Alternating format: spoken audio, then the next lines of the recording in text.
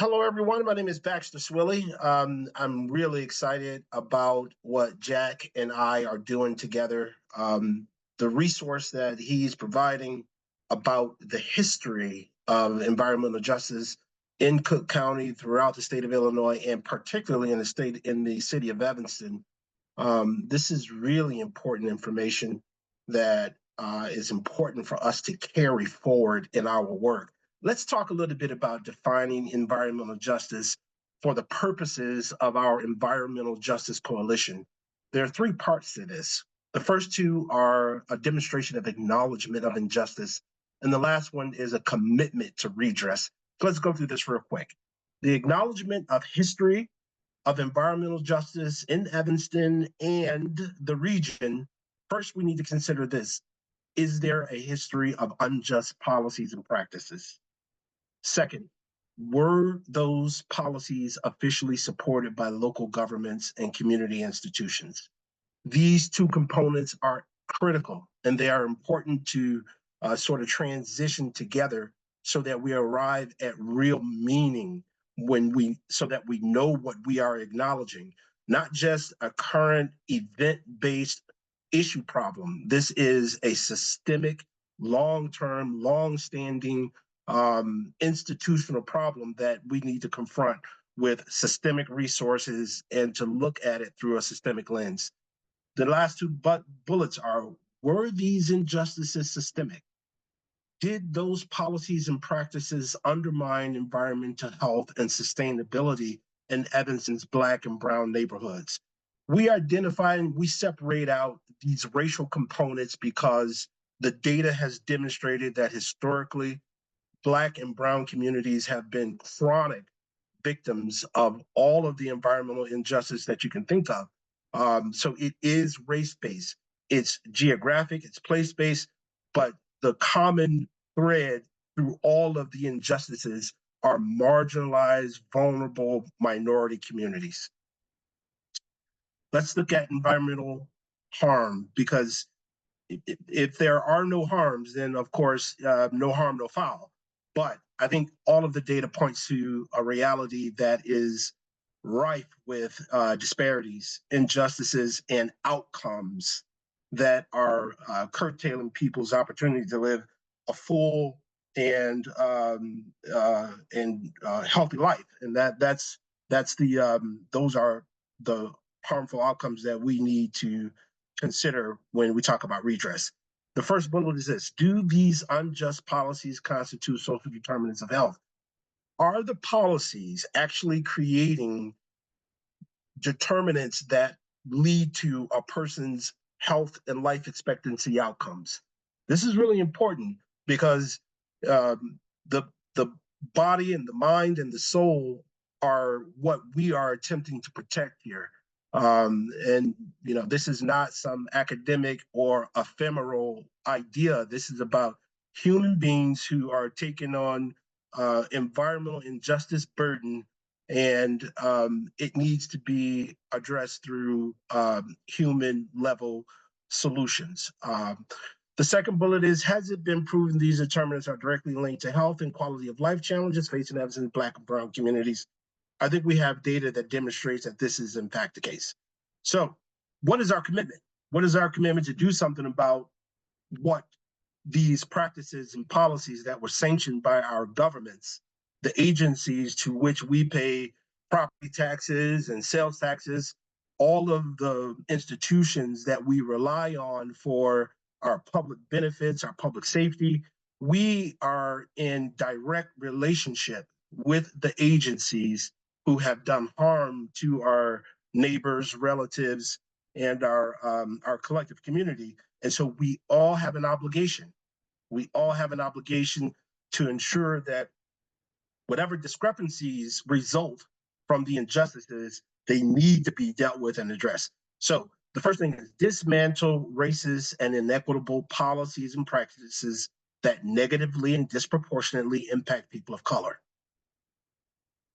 Do we have an obligation to do that? I would say that we do. Address inequities in the distribution of environmental mitigation. So when we talk about resources and opportunity, Evanston is a resource-rich community. When we have inequities of the distribution of environmental resources, that speaks directly to racial problems in this town. And we need to ensure that it's not just about trees and water and soil, it's also about human beings and the outcomes, the life outcomes that they endure as a result to sanctioned systemic policies. Lastly, we got the redress of environmental harms incurred by Black, Brown, and low-income families. I think that when we look at all of these components together, it's pretty clear that our collective obligation is not necessarily to the individuals in our community, but it's connected to our community in general. There are people who are suffering in our communities, and that's not a good thing, but we need to improve all of the conditions that affect all people and take a focused and a special approach to ensuring that those who have been historically victimized by systemic racist environmental justices are actually made whole. And essentially, that means acknowledging the harm and putting an equitable lens, not an equality lens, because there was an inequality in the injustice. Everybody didn't bear that together, but the inequality needs to be addressed with equitable distribution of resources, meaning that some communities, some residents, some neighborhoods may need more resources and support than others.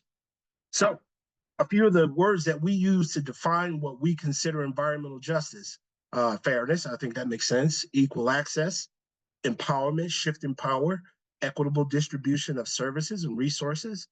Public engagement was a really important one, because I think one of the things that I appreciated about your presentation, Jack, was that the people who are most harmed by environmental justices need to be engaged and need to be um, need to participate in the process of finding solutions for the problems that they themselves are enduring.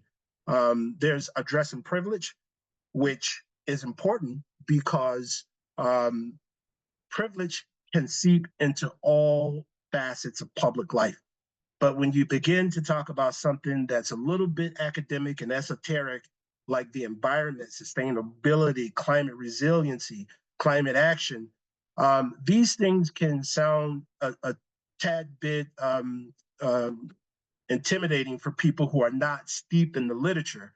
And so those who have who are a little bit deeply rooted in the literature and the data, who understand these issues a little better, they can bring a privileged position to this work. And we certainly don't want to bring that into a space where we're trying to achieve equity. Crisis mitigation, including rain and flooding, consider health impacts, e.g. life expectancy, offer better life options, overlap with social justice. We can't ignore the history of racism, which I think, Jack, you approached so well. Um, these others, all of this stuff is really, I appreciate all of the contributions that people made, sort of thinking through and making literary contributions to the process of defining what we consider environmental justice here in Evanston. And I think we got a pretty good library of terms. So, we'll continue to sort of tighten up what we consider our official definition of environmental justice. So environmental versus spatial versus climate. And, it's important to know that, some of these things are have their own special space, but when we think about them a little more holistically, I think a picture of how we go about achieving equity in the environmental space begins to emerge. Environmental justice is the world's only globally integrated equity movement. I'll say that again. Environmental justice is the world's only globally integrated equity movement. It is the way that we identify with the southern hemisphere of the residents of the southern hemisphere of this earth. our fellow human beings who live across the Atlantic, the communities in island nations like Guam and other archipelago out in the Pacific, all of these global communities who are feeling the impacts of climate change and global warming, if we can identify with one another, the the the force of this movement will gain true purpose and meaning, in my opinion. Let's start with environmental justice equity. This ensures everyone has equal access to environmental protections and benefits, regardless of race, income, or other factors, and addresses disproportionate impact of environmental burdens on low-income communities. Spatial justice. This is a place where we feel like opportunity exists, opportunity for not just redress, but also mitigation and just making our communities, our spaces where we live a little more healthy.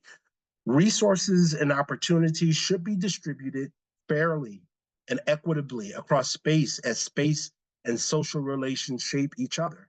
And that space is socially produced and can be changed. I think we've seen this through redlining. Communities can be sort of guided and artificially designed to keep people segregated from one another.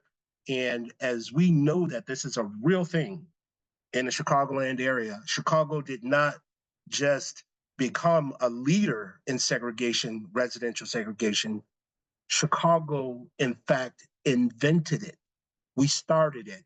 At some point, we're going to share more information with you guys so that you can understand the full scope of the context, historical and geographic, around redlining, segregation, and urban community planning that actually separates people based on race and income. Lastly, climate justice and its impact focuses on the disproportionate impact of climate change on vulnerable communities and on ensuring that equity and human rights are at the forefront of climate change action, promoting fair distribution of resources to address the impacts of climate change. Notice that there's no redress here.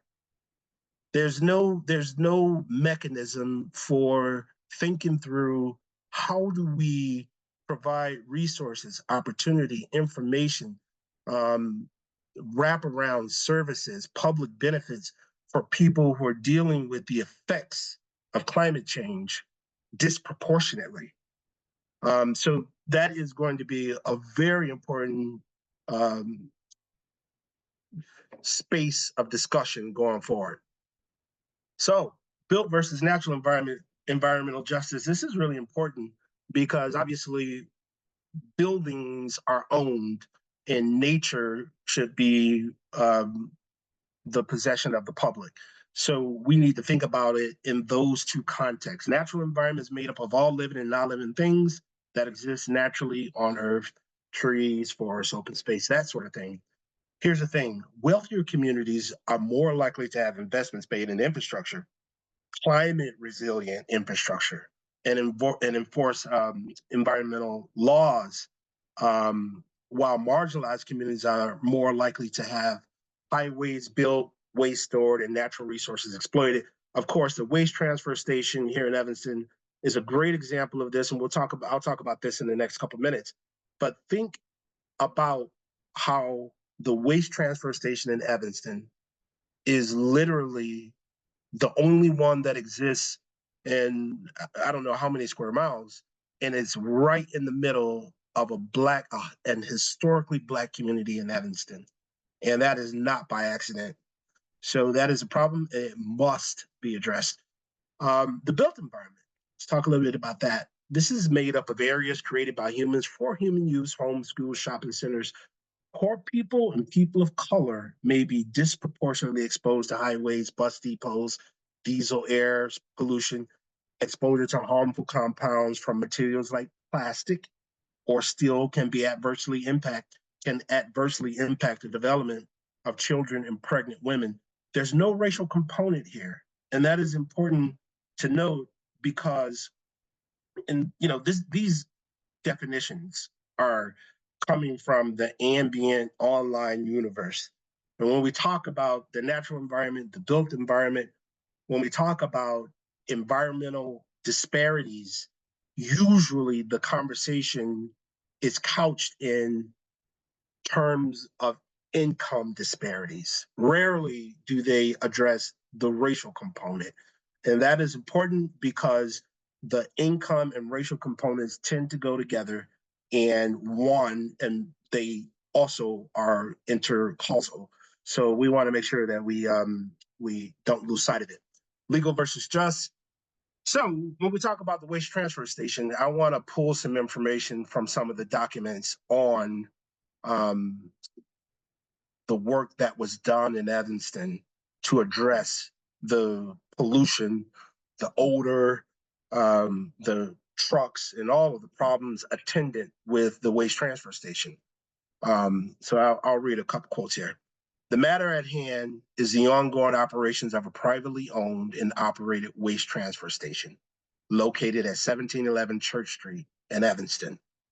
This is from the City of Evanston's letter to the Illinois Environmental Protection Agency back in October 2020, kind of right at the outset of the pandemic. And that sort of gives us some insight into what I feel like the community at large felt like was an important thing to address, because it kind of didn't get its day in court until things slowed down in the community due to the pandemic.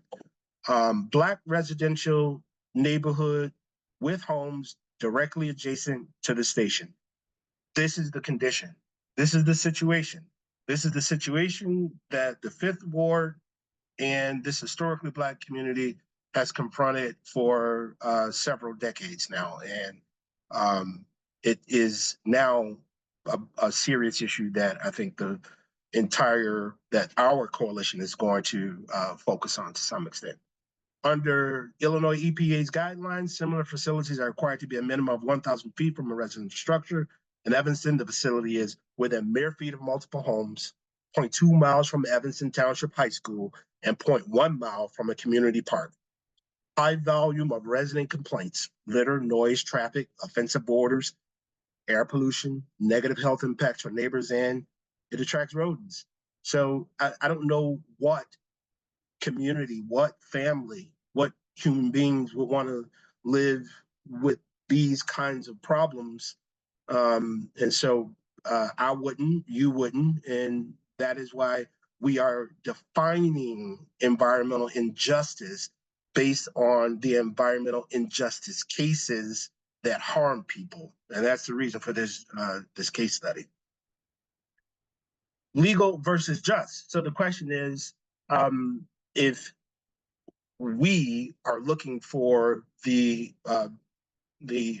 Environmental Protection Agency to do something about the formaldehyde, the nitric acid, what is the legal context? What are the official policies that we can reference to bring justice to this situation? There are no federal Clean Air Act requirements that apply to this facility. Not one. In evaluating the formaldehyde data, more than half of the samples were below the instrument's limit of detection. The mean and median nitric oxide concentrations reported in the study were also below the National Ambient Air Quality Standards, or NAAQS, for this pollutant. The Cook County Department of Environment and Sustainability inspected this facility in November 2019 and August 2020 and did not find evidence of non-compliance in either instance. The question is, has justice been served?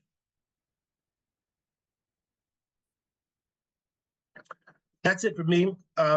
We want to ensure that we come to an awareness of a racial equity framework, that we think about this in a united and collective way, that we seek to first acknowledge history, second shift power so that we don't bring those privileged dynamics into this space where we are trying to achieve some level of equity, and that we embrace accountability. And that's not just for the people who we think are behind the purveyors of the injustice. All of us need to embrace accountability and do what we can to improve the environmental condition of the people who live in Evanston and around the world. Thanks.